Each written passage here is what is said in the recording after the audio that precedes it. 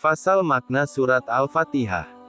Surat Al-Fatihah berisikan 7 ayat, yaitu mengandung pujian kepada Allah, mengagungkannya, dan menyanjungnya dengan menyebut asma-asmanya yang terbaik sesuai dengan sifat-sifatnya yang maha tinggi. Disebutkan pula hari kembali yaitu hari pembalasan dan mengandung petunjuknya buat hamba-hambanya agar mereka memohon dan bertadaru, merendahkan diri kepadanya serta berlepas diri dari upaya dan kekuatan mereka. Surat Al-Fatihah mengandung makna ikhlas dalam beribadah kepadanya dan mengesakannya dengan sifat uluhiyah serta membersihkannya dari segala bentuk persekutuan atau persamaan atau tandingan.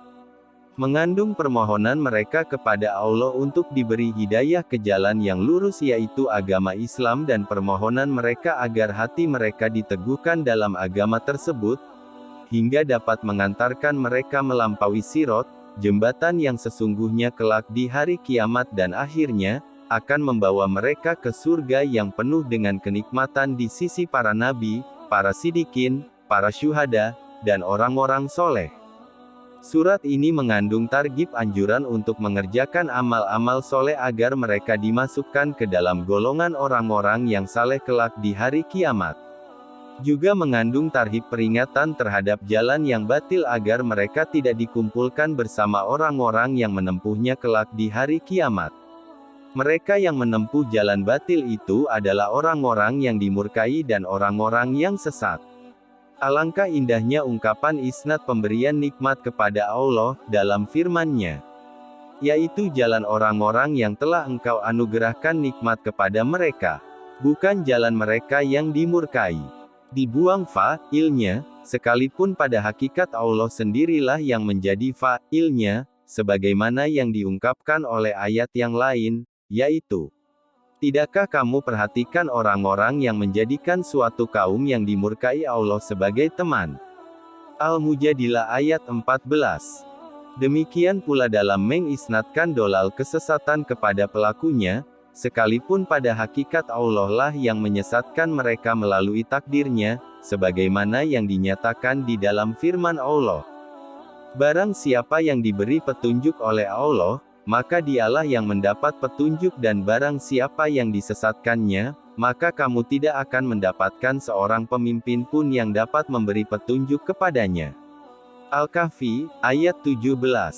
Barang siapa yang Allah sesatkan, maka baginya tak ada orang yang akan memberi petunjuk. Dan Allah membiarkan mereka terombang-ambing dalam kesesatan.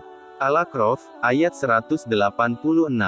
Masih banyak ayat lainnya yang menunjukkan bahwa hanya Allah sematalah yang memberi hidayah dan yang menyesatkan, tidak seperti yang dikatakan oleh golongan Qadariyah dan orang-orang yang mengikuti jejak mereka. Mereka mengatakan bahwa pelakunya adalah hamba-hamba itu sendiri, mereka mempunyai pilihan sendiri untuk melakukannya. Golongan Qadariyah ini mengatakan demikian dengan dalil-dalil mutasyabih dari Al-Quran dan tidak mau memakai nas-nas sharih jelas yang justru membantah pendapat mereka. Hal seperti ini termasuk sikap dari orang-orang yang sesat dan keliru. Di dalam sebuah hadis sahih disebutkan, apabila kalian melihat orang-orang yang mengikuti hal-hal yang mutasyabih dari Al-Quran, mereka adalah orang-orang yang disebutkan oleh Allah.